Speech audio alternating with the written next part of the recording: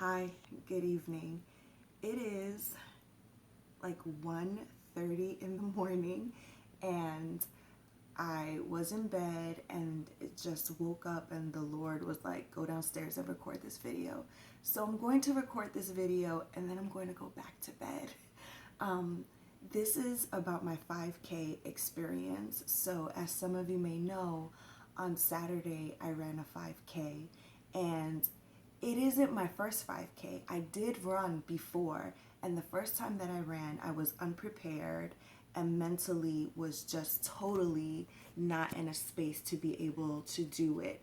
And when I got to the finish line, first of all, I was last, completely last. Like they were putting the cones, they were taking the cones away and sort of putting everything away. And here I come over the finish line. And when I got to the finish line, I proceeded to throw up. So that was my first experience with a 5K. And so going into this next race, even though physically I've been in a different place because I've been much more fit and working out, it just mentally some things will stay with you. And so as I got to this race and I had been practicing and I had been running prior to that, there was something mentally that was still there, something that was saying, you can't do this, why are you here? It felt like that feeling when you're going to take a roller coaster and the idea seems fun, right? Oh yeah, I'm going to take the newest roller coaster at the theme park, and then you get there and you're online and you start second guessing it and you're like, maybe this wasn't a good idea. And then you're there and they strap you in and it can't be undone. And you're like, why am I doing this? Why on earth am I doing this? Now there's no way out. That's how I was pretty much feeling on Saturday before my race.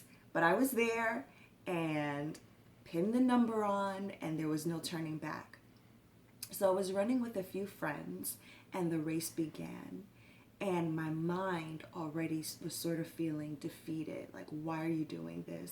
This is not going to end well.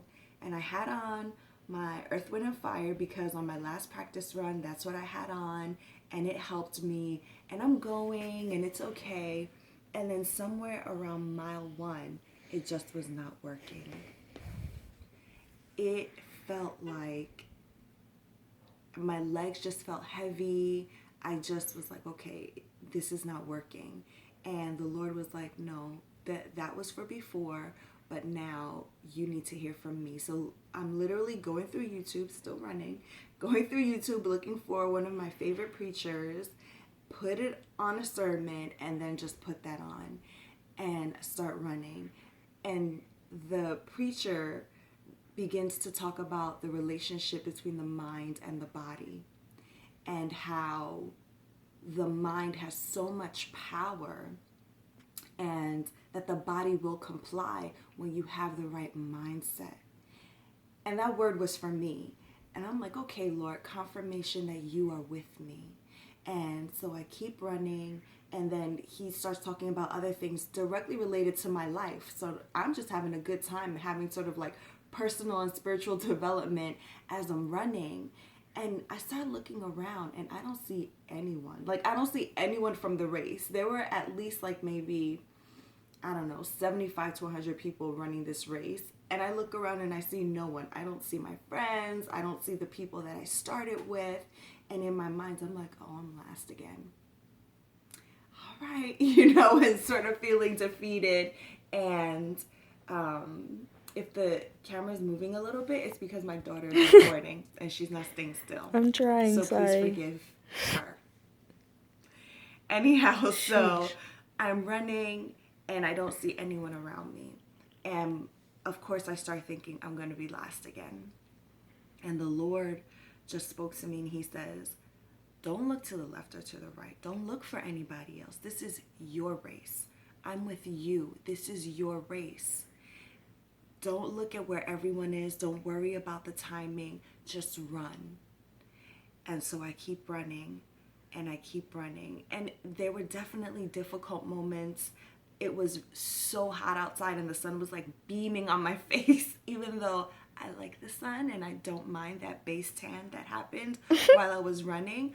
But definitely there were physical challenges and mental challenges, but I kept pushing through, and God was so faithful with me every moment of the way.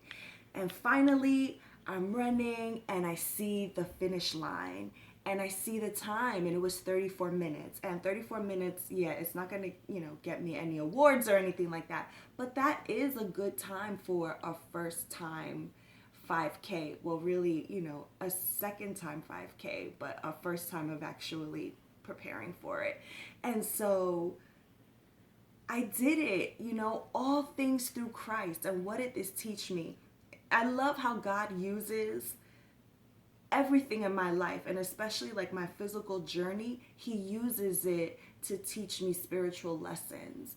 And so he taught me that sometimes the methods that you used before are not the ones that are going to get you through. Sometimes you have to block out the world. I love Earth, Wind, and Fire. There's nothing wrong with Earth, Wind, and Fire. But at that moment, I needed the word of God to get me through. I needed to shut out all distractions and really focus on the word. Number two, that I needed to not look at other people's journeys, that I needed to focus on my own and know that God's timing in my race, God's timing in my journey is perfect.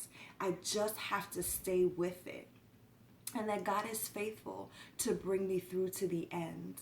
And so I hope that this word, that this message on a random Monday night, it's now Tuesday, almost 2 o'clock in the morning, encourages someone to run your race, to trust God, to not let this stop you from your purpose. Don't let this stop you from fulfilling your dreams. Don't let this stop you from moving in what God is so capable of bringing you through. And so, one last thing that you should know. So I get to the end of the race and I forgot that they were taking pictures.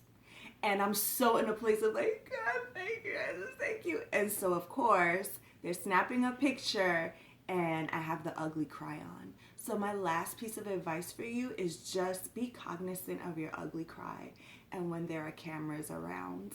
Because now I'll always have that picture. But I'm glad because I will always remember in that moment that it was God that brought me through. So I hope this blesses somebody. I'm going to go to bed now. Bye. That was really good, Mom.